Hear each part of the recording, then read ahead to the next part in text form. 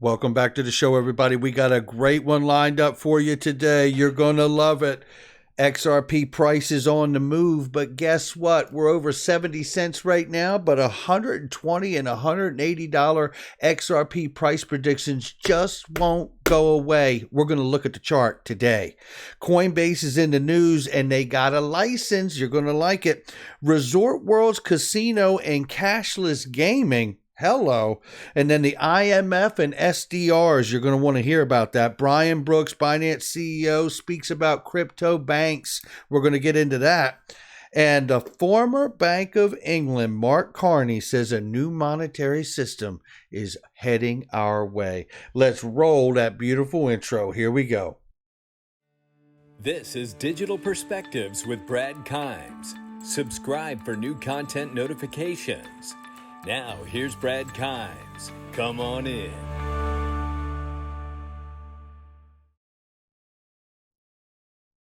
Welcome back to the show, everybody. You can follow me on Twitter at BackupBradleyAbove and everything that we're talking about here today. Look at this, everybody. 1.4 trillion plus in the cryptocurrency market cap. The money's coming back in, and lo and behold, there's a lot more green going on here in this list than we saw over the past couple weeks here. What's interesting is that because we're up 6.4% here on the cryptocurrency market cap in general, we see that a lot of these other things are doing well. But look here, XRP number 7 spot, 72 cents, ladies and gentlemen. We're up 12.8% on the 24-hour, and we're up 29.94% right now on the 7-day. How about that? That is remarkable right there. All right, we like it, and we're going to look at some charts in a second that you're going to absolutely love, I believe. 72 cents is where we're sitting. We're ranging between 64 cents on the bottom and 72 cents on the top. Remember, we want to pay attention to that bottom number because we got to get above that 66 cent range, even in the ranging, to be able to continue to push forward north to all those beautiful places we want to see XRP go. Let's get into the news right now.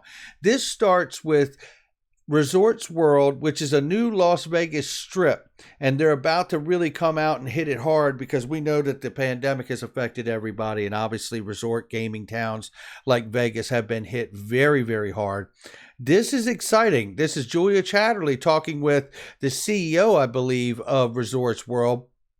I want to bring you in Vegas really quickly. Strip's new casino is fitting right here. Let me get this moved up here because I want to cue this up. Let me start right here and let this play out and listen to what they're talking about. He's going to talk about cashless gaming, and then he's going to say some things right at the very end that I think are necessary to hear too. I may skip forward through some of this, but let's listen right here. Again, our number one priority. So we're taking that in consideration. And we're making sure when visitors do come that they are safe.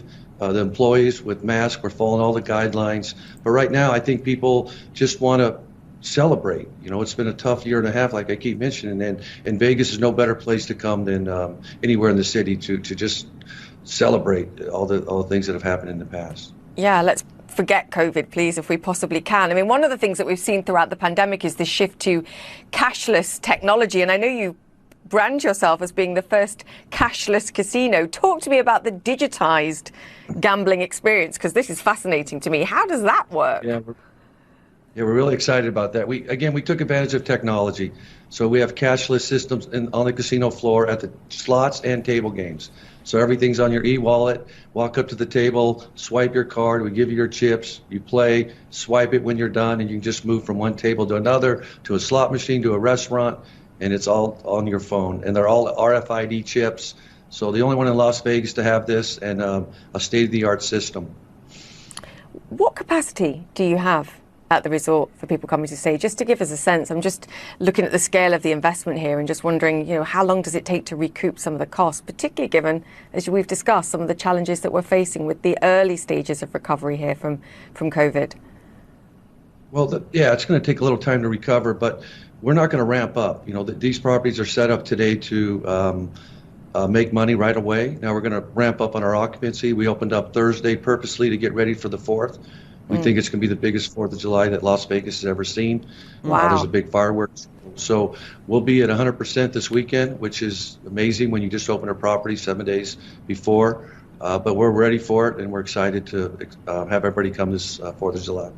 I mean, room rates begin, I believe, at $149 a night. That's midweek. What's the most expensive room that you have, Scott? Let me skip this ahead. I mean, I mentioned in the introduction, this is sort of the first big development that we've seen there in more than a decade. Do you think this encourages more? Are you being watched as a test case now? Because as I said, it's been years and years and years in the development. And actually what's been produced is sort of very different from what was first envisaged too. Yeah, absolutely. We're so excited to be on the north side of the Strip, right across the street from the new convention center. We're surrounded by luxury properties, some attractions.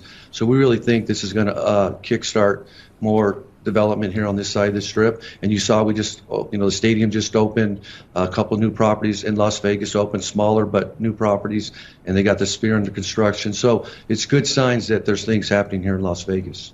Yeah, and in homage to my crypto community viewers that watch this, I did read that you'd partnered with Gemini to at some point accept Bitcoin in the future. Scott, can you give us any hints on when people may be able to come and use digital currencies to pay for their experience, whether it's to gamble or otherwise? Check it out. We love that. But a lot of it has to do with the gaming control board when they start approving these type of things. But Gemini is a forward-thinking company. They're state-of-the-art, just like we are. So, we have a lot in common. So we started talking, formed a partnership, and a lot of discussions, but a lot has to be approved by Gaming Control Board. But a lot of good things are coming. There you go. A lot of good things are coming, and they're already partnered with Gemini. Crypto is in the casino world. I can't help but think of Casino Coin, which you guys know I'm a huge fan of, and I think they got great things coming too. Would love to see Resorts World come together and work something out with Casino Coin, maybe even through Gemini, who knows, but just my wishful thinking. But it's exciting to see something this new being launched out in Vegas that is going cashless here, or having the ability to be cashless, and then knowing that they are partnered with Gemini. It seems like they are preparing for the Gaming Commission to really move in a manner that will be very friendly to crypto going forward. So I just wanted to share that on that front. We got a lot of other stuff to go over here today. Don't go anywhere.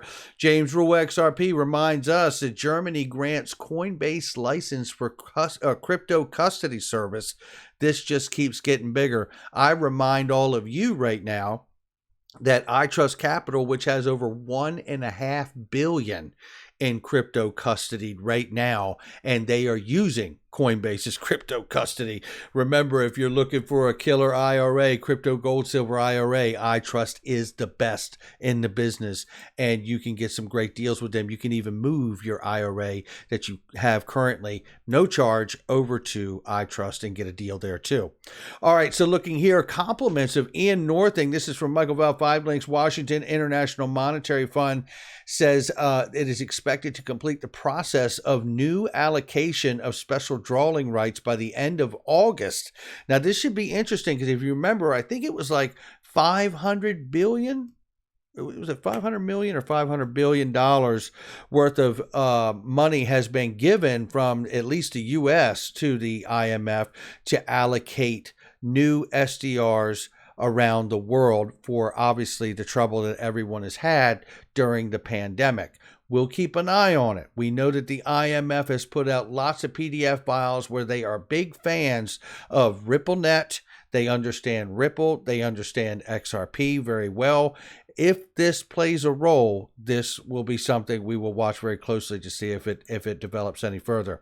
Now, coming here, this is Brian Brooks. This is embedded in the system in a permanent way. This is what he says here. This is another great clip from Julia Chatterley, which, by the way, I have to say, is the only person I have found thus far in mainstream media to be this informed about what crypto is doing and where it is going. I have to say, very grateful for everything she does to cover crypto, and she's very well aware of all of us in the space, as you heard in the last clip in Resorts World, that she was like, now let's talk about the crypto here. Let's listen to what Brian Brooks says. He makes some important statements here about what's going on. Listen to this. Talk to me about regulation, because this is the big question mark that remains. And I know you are one of those at the forefront of fighting for clarity for the better of the industry. How do we find a balance between addressing some of the concerns over lack of transparency, of it being misused, versus suppressing innovation that puts the United States at a disadvantage relative to other countries like China, for example, that are pushing this and moving forward in leaps and bounds? Yeah, well, Julia, I would say a couple quick things about that.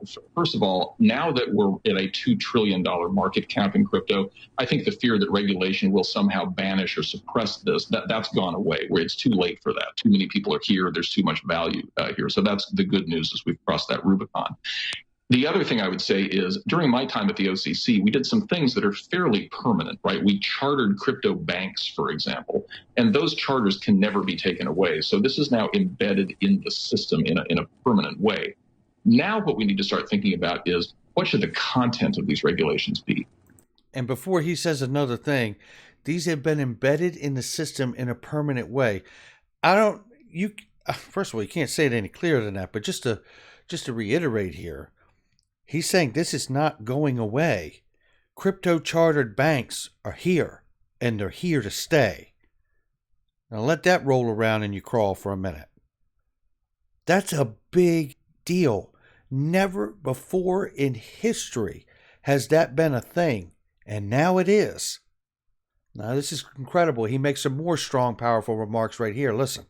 And, in the same way that we don't apply FCC broadcast licenses to YouTube, even though YouTube is a way of distributing video content all around the world, we need to start getting the idea that some of these banking regulations, they don't exist for the sake of existing. They exist because banking presents certain risks that don't exist in crypto land. So there's no risk that there's a middleman committing fraud or that there's some bad credit decision being made in crypto because there's no person making a decision. We can put those to one side. What we need to focus on are things like money laundering and terrorism financing, which are real risks in crypto as they are elsewhere, and find blockchain native solutions to those things that allow people the benefits while suppressing the costs. We need to focus on both the benefit side and the cost side if we want to have another internet revolution like we did in the 90s. And I think that's where we'll get to. I think that's where we'll get to. And you're talking about suppressing the cost, right? Being able to, now, I just start wondering to myself, now, what's a payment protocol out here that you could use that's very, very efficient and cost efficient, scalable, secure, the whole bit? I don't know. What could it be? Maybe it's the XRP ledger. Jeannie says here, Reborn 13 had a great interview, by the way. Shout out to you. I hope you got a lot of subs the other day when we covered you here from the interview with Quincy Jones. And by the way, I will be sitting down with Mr. Quincy Jones tomorrow. And we're going to get into a lot of topics a little deeper than we've heard thus far. And I am very, very excited to talk to this young man. He is extremely bright and very passionate, you could tell, and genuine about this space. I'm very much looking forward to talking with him, and I can't wait. We're going to get into so many things. I want you to watch that video. It's going to be straight fire. So here we go, and it'll probably be out on Thursday. So looking at this, Jeannie says, don't forget Mark Carney, the former Bank of England governor, did all the work implementing Ripple technology, whilst the Bank of England, we successfully integrated Ripple solutions to simulated RTGS systems, only a matter of time. And then he posts here, just as a reminder, XRP has already been deemed a non-security by the FCA, which is Financial Conduct Authority in the UK. This is the FinTech Accelerator proof of concept that was released years ago to show how long that the Bank of England has been working with the RTGS system and Ripple involved in that. So there's Ripple right there, RTGS blueprint, the whole bit. This is May 2017. We've covered all of this on the channel, but it's nice, excuse me, it's nice to be able to go back and look at these things and to be able to remind us that this work has been done. And it was done years ago, not months ago, years ago, which tells me that there's been an enormous amount of simulation, back testing, and things of that nature done to make sure that this is the place we need to go. The Bank of England appoints Accenture, which, by the way, we interviewed Diana Adachi from Accenture, who was the person who did the vetting process on Ripple in the early days to give them the green light from Accenture for the rest of the financial world to move forward and entertain using them. And then you'll remember this little reminder and the chart and the path we're on from the NTT consultation data PDF that shows us the path that we are on here between 2020 and 2025 is to take us to a payment system and a new market infrastructure that looks something like this, with XRP sitting right in the middle of it all. You know, I have to tell you, this is one of the most incredible things I've followed. I say this all the time, but it is. I believe we are witnessing the greatest financial paradigm shift in the history of mankind, and I believe it cannot be overstated. And you look at this thing and you say, we are in 2021, halfway through the year. We're looking at a possible settlement of the lawsuit from Ripple and the SEC by either the end of this year or sometime even early next year. Now, they could settle this afternoon, right, if they wanted. But that's aside from that, just looking at the process, going from attorney Jeremy Hogan, shout out to him, you know, and looking at where we could be, that could be an explosive moment for XRP. No question about it. An explosive moment. And when I look at this timeline and understand that they're in the process of changing to this new market infrastructure, financial payment rails to like XRP Ledger, XLM, and all these other things, I have to say to myself, it makes sense that we're seeing the narrative that we've seen over the last few months. GameStop, market manipulation.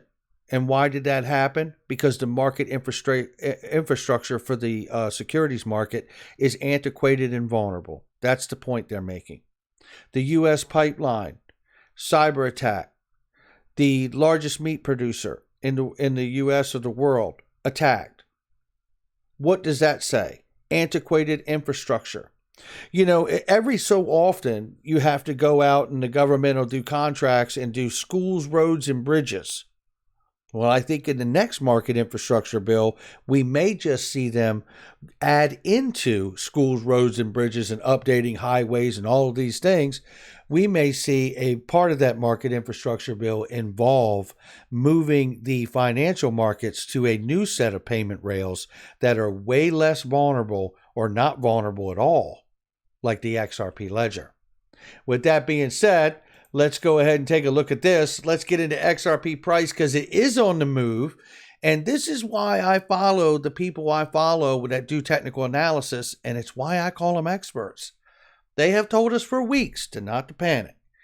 We are on the path. And all the price rollover we've seen, all that price drop and hitting this, that, and the other, they have made us comfortable to understand these support and resistance lines while we move through this time. Dark Defender says, hi there. We are now exactly on the breakout line of 66 cents based on the indicators. XRP will break here since the correction seems completed. Therefore, this wave is ready for a jump called Elliott Wave 1. Let's see, he says. Well, here's the chart. There's the projected jump. Here we are, 67 cents.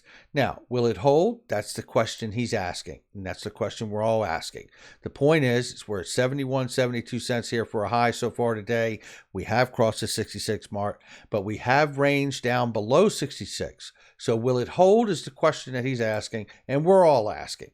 But you know what? I want to take you to this, because as exciting as that is, this always fascinates me. The high price, I've talked plenty about how we could get to a high price XRP. And so have many other people. I've painted many different paths and windows of opportunity, doorways, all this on what can take us there. And I believe that those things will eventually unfold. But looking right here from Michael Val 5 Links, he says, if the current cycle is going to look anything like the last cycle, XRP can peak between $120, $180. It could also fall short or exceed this range. Just a possible scenario. When we take a look at this, this is actually a prediction, not a prediction, but a price look here or from GJM Real Estate on TradingView. And basically, they laid out the fractal here, right, and just overlaid it and said, if we see past history repeat itself, this is what we're looking at. And the time frame here is looking on here. If we see this, would be somewhere at the end of the year to into the first quarter of the new year, 2022. You can see right here the timeline looks like March, and it doesn't mean it will happen to the minute. What we're looking at is projections of history laid forward. And if we see anything repeat or rhyme, we could be looking at $120 to $180 XRP. Now, what's interesting about this, Chew 5 Gum says, I see pretty much the same thing. This is what fascinates me. We follow the fundamental news that I believe will take us to 3, 4, and eventually 5-digit XRP. People say, oh, no, that can never happen. Well, they thought that with Bitcoin. To be perfectly honest with you, Bitcoin doesn't do anything. I mean, it does work for a solution to send something to someone, but it is not the most efficient.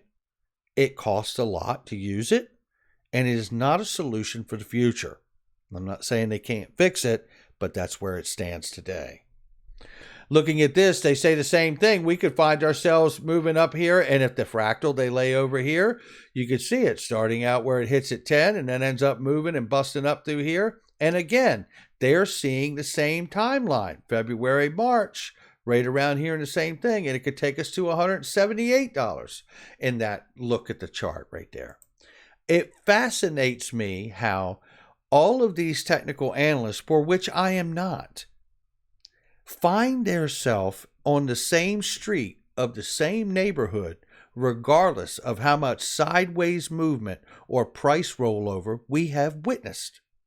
And that, coupled with the fundamental news that we may be staring down the barrel of this lawsuit being over by the end of the year or early next year, could absolutely become the catalyst to take us to just such a place. That's going to do it for me. Make sure you hit the like and subscribe and leave a comment below. Share with somebody you know. And make sure you hit that notification bell so you don't miss a thing. Check out all the links in the description box and the comment section. I want to shout out Maggie, Sanders, and Barry. So great to meet each and every one of you over the past couple days. I had a wonderful time talking to all of you, and I can't tell you how much it meant to me to have the time to be able to sit down and spend talking to you and just having some time to get to know each and every one of you. So shout out to you guys. Hodl strong, not financial advice from me or anybody else, but that's where we are in this day, and I'll catch all of you on the next one.